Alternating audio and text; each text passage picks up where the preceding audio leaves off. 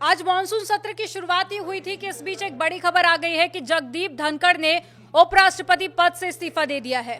और धनखड़ ने अपना इस्तीफा राष्ट्रपति द्रौपदी मुर्मू को सौंपा है और उन्होंने अपने इस्तीफे में जो कारण बताया है वो हेल्थ से रिलेटेड है। उन्होंने कहा कि स्वास्थ्य देखभाल की प्राथमिकता पर उन्होंने जोर दिया और इस इस्तीफे में उन्होंने कहा कि स्वास्थ्य देखभाल को प्राथमिकता देने और डॉक्टर की सलाह का पालन करने के लिए मैं संविधान के अनुच्छेद 67A के अनुसार तत्काल प्रभाव से भारत के उपराष्ट्रपति पद से इस्तीफा देता हूं। और राष्ट्रपति द्रौपदी मुर्मू को भेजे अपने इस्तीफे में उन्होंने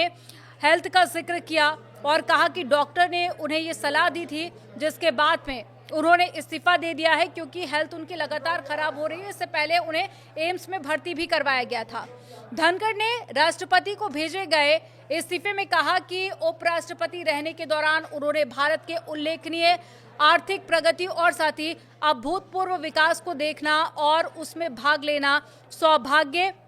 और संतोष की बात है। और साथ ही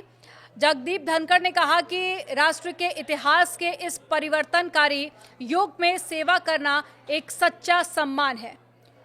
और लेकिन सबसे बड़ी बात यह है कि मॉनसून सत्र की आज से शुरुआत हुई थी और ऐसे में जो दो बड़े मुद्दे थे जिन पर बहस होनी थी, एक तो सिंदूर ऑपरेशन को लेकर विपक्ष लगातार सवाल उठा रहा था और आज भी सदन में हमने देखा कि हंगामा देखने को मिला और उम्मीद थी कि लोकसभा के बाद में राज्यसभा में भी इस पर डिस्कशन होना है, लेकिन उस डिस्कशन से पहले ही जगदीप धनखड़ ने इस्तीफा दे दिया है। वहीं दूसरी तरफ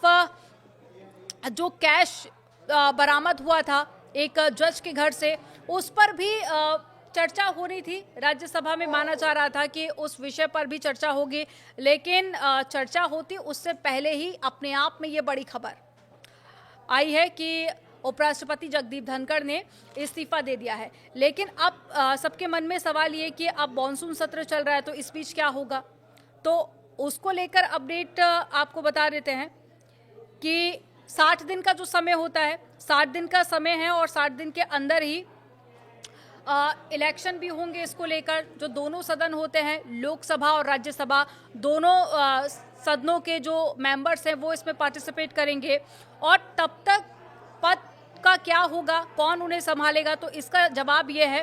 कि राज्यसभा के उपसभापति उच्च सदन के कार्यवाहक सभापति के रूप में कार्यभार संभालेंगे। और अभी ये जो पद है वो हरिवंश नारायण सिंह के पास में है। तो जब तक इलेक्शन नहीं हो जाता है और जब तक नए उपराष्ट्रपति देश को नहीं मिल जाते हैं, तब तक जो उनका पद है वो हरिवंश नारायण सिंह ही संभालेंगे। अब इसकी भी एक लंबी प्रक्रिया रहेगी, लेकिन सबसे बड़ा ये सवाल कि मॉनसून सत्र की शुरुआत ही आज से हुई थी और अभी लंबा डिस्कशन चल रहा था, विपक्ष के भी कई सारे मुद्दे थे, लेकिन उसके बीच में ही ये अपने आप में बड़ी खबर है कि उपराष्ट्रपति जगदीप धनखड़ ने अपने पद से इस्तीफा दे दिया है और इसके पीछे उन्होंने हेल्थ कारण बताया है। इससे पहले भी उनकी तबीयत खराब हुई थी, तब उन्हें एम्स के अस्पताल में भर्ती कराया गया था, उनका इलाज भी चला, सांस लेने में उन्हें दिक्कत हो रही है। और आगे क्या अपडेट रहती है इस पूरे मामले में वो भी आपको बताएंगे, लेकिन फिलहाल अभी के लिए इतना ही।